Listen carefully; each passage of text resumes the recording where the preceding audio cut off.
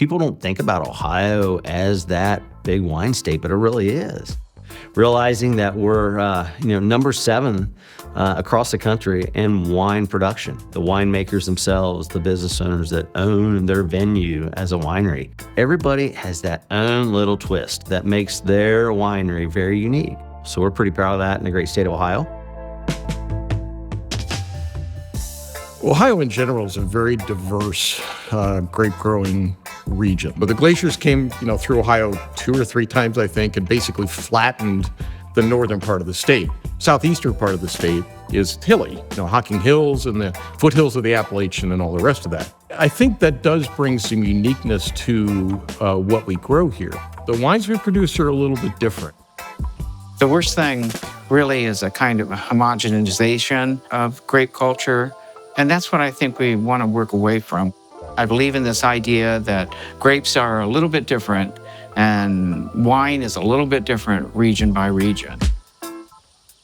If you look at Europe, you can really begin to see that. Some of the grapes that are grown in the south of France are very different than what you get in Bordeaux or Burgundy. From the Rhine region or the Moselle, they're all kind of different, distinctive styles in a really rather small geographical area. So I don't really see why that couldn't happen here, why we couldn't get a reputation for making a certain type of wine. And especially, I think, if we continue to kind of embrace the heritage or the heirloom grapes that grow well here. So a heritage varietal is something that dates back like kind of original varieties. So we're looking at grapes that might be native to the state or to the country. So specifically for Ohio, you've got the pink Catawba. You've got Concord, very familiar. A lot of backyard or winemakers, viticulturists might be growing some Concord to make jams or jellies, the Delaware and then the Niagara. So they're just varieties that are more native and have been growing in the U.S. and particularly in Ohio for a lot longer. So Nicholas Longworth was a millionaire who was based along the Ohio River in Cincinnati. And in the 1800s, Ohio was the largest grape grower and wine producer, in part to Nicholas Longworth and his pink Catawba grape, right? He kind of stumbled upon champenoise or champagne style of our pink Catawba. We had about 3,000 acres of grapes at the time. He was really kind of who began winemaking here in the United States. So he is a big part of our industry as well as the national wine industry. And if you look up Ode to Pink Catawba, which was written by Henry Wadsworth Longfellow in 1857, that refers to Nicholas Longworth and his pink Catawba grapes because Longworth sent him a case of the pink Catawba wine. This song of mine is a song of the vine.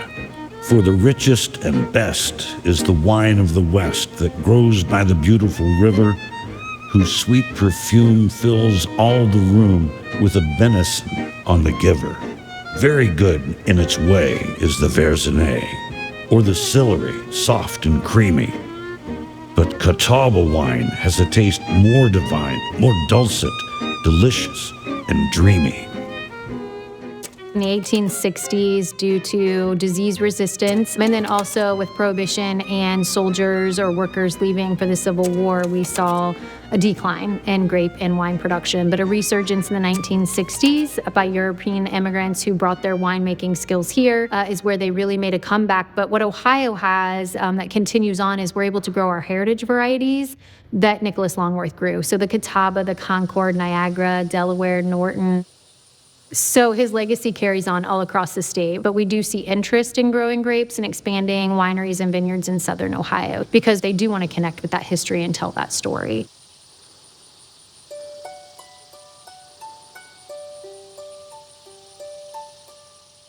A lot of those grapes are still around, and a lot of people are planting them again and putting them, back into production.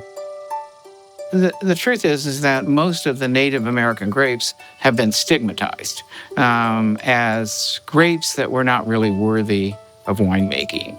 Part of the prejudice against the native grapes is a characteristic that some wine critics and wine writers used to describe the native grapes, and that was this what they called foxy.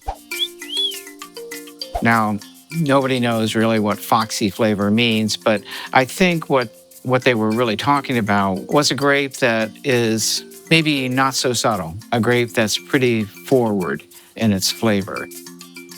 The flavors are wonderful. The flavors are remarkable. They may not taste quite the same way as a French grape does or an Italian wine does, but they have wonderful flavors in them. And if anything, the movement has been towards bigger, fruit-forward style wines.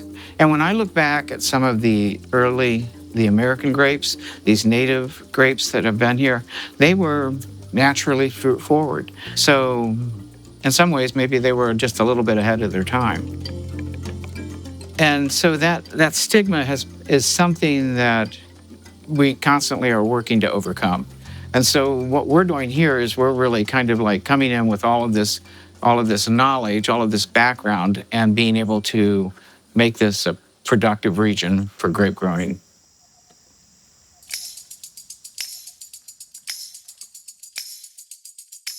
This is the sweet catawba. I mentioned that the catawba could be done dry or done sweet. This is our sweeter version, very popular. The thing that's nice about this, if you look at the color, it's just a little tinge of red in there.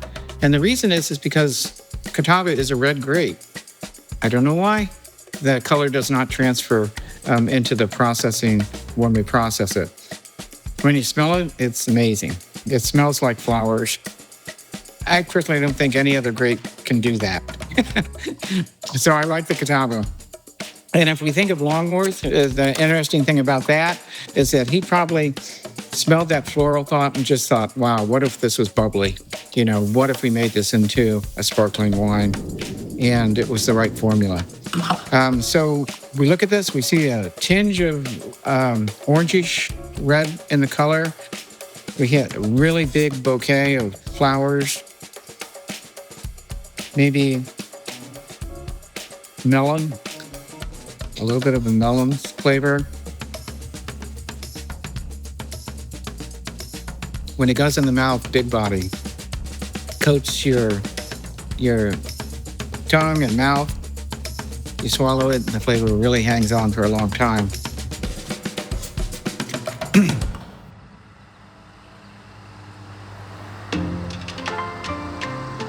Ohio is very fortunate in that the diversity of the grapes that we're able to grow here. We can grow the European vinifera of like Chardonnay, Riesling, Pinot Noir. We are also very unique in Ohio that we can grow French and American hybrid varieties. There's a couple of major kinds of grapes that grow. You've got the Vitis vinifera, which are the classic European grapes that everybody knows, the Chardonnays and the Rieslings and the Cabernet Sauvignons and the Cabernet Francs. Then you have the Native American varieties, the Concords, the Niagaras, the Catawbas, that a lot of people really love, and they're native to this area, so they grow really well here. So we've made a decision, and a lot of other grape growers in this area have made decisions to grow French-American hybrid grapes. French-American hybrids are basically crosses between that Native American, which are Vitis labrusca, and the classic Vitis vinifera, crossed together so that you get the varietal characteristics that everybody loves, but you get cold hardiness. So, for instance, we grow a grape that's right behind me here called Petit Pearl. Wonderful red wine grape. And we make really nice wine out of it. But nobody's ever heard of Petit Pearl, right? Or Vidal Blanc, or Crotte Noir, or Steuben, or a bunch of other varieties that we grow in this area. And I think that provides us with another avenue for wine lovers to kind of taste something that they've never tasted before. And I think that's really one of the things that's unique about this area. If you look at each of the four quadrants, if you like divide Ohio into four squares, that one up in the Northeast is where the most wineries are. You know, we're still kind of pioneers out here. There's really only a few of us down here. But we all know each other, and we all support each other, and we try each other's wine and stuff. So there's a community, good community statewide and also regionally too. I will tell you this, when I bought Winery in 2006, there were 86 wineries in Ohio. There are over 400 now. And in this area, just in the past 10 years that we've been here, we're seeing more of those winery growers than we have in the past. Every winery here in the great state of Ohio has its own unique relationship with their communities. And I have the opportunity to travel around the state a lot and realizing how their niche markets really fit their own communities, and that's what they lift up. And it is an important part of our cohesiveness in our communities to bring people together. Probably the most important part is to find somebody to share it with, because the whole kind of exploration of the wine world is really about conversation, being able to like taste things and decide, you know, what does this remind you of, or how does this balance out some other flavor that's in the grape. And so I think that it's a social thing. Yeah, I don't think you could be a wine expert on your own. I mean, if you look at a place like France, right, they have rules that are very, very strict. It's like in Bordeaux, there's only a couple different kinds of grapes you can grow. They have to be grown in this way. They have to be made in this way, or else you can't call them Bordeaux. I tell people I really have one rule for wine, and it's drink what you like. And if the sommelier isn't saying that's the greatest wine in the world, that's okay. Wine's about enjoying food, family, and friends, right? The rest of it is all interesting noise and good to learn from. But we're really, when the rubber hits the road, it's do you enjoy drinking the wine or not? So that culture history is important, but at the same time, we have to make people feel comfortable with different styles that are more what I would call American and specifically Ohio styles of wine that may not match what somebody else has told them is a really great wine, but are still really great wines.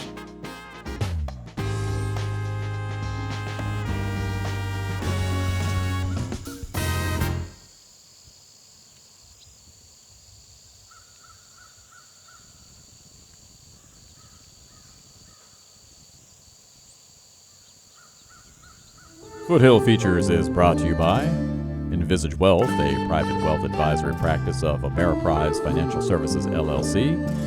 Ohio 529 College Advantage, the opportunity to give your kids a more secure future. And visit Athens County. It's more than a place, it's a place to belong.